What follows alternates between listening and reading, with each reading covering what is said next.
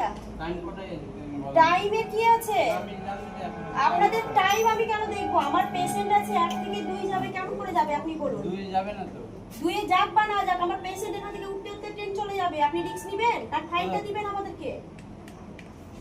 আপনি টাইমটা কোটাই বলেন না। আমার টাইম না, আপনার কাজ যখন আপনাকে দেখতে হবে, আপনার কে দাঁড়িয়েছেন আপনাকে ঠিক দেখতে হবে। পেয়ে যাবেন আপনার টাইম। আপনার জন্য সব দাঁড়িয়ে থাকবে নাকি? কই আগে তো ছিল না এরকম রুলস।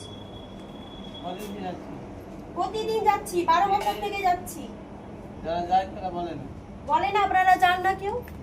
কেউ যায় না আপনারা বলেন? কেন সবাই তো যায়, সবাই তো প্রতিদিনই তো যায় আপনার না। সমস্যা। আপনি 4:20 আগে কোনোদিনও বসেন না। এটা কবে থেকে আপনি নিয়ম বলেন না করলেন? যে টাইমটা কোটাই।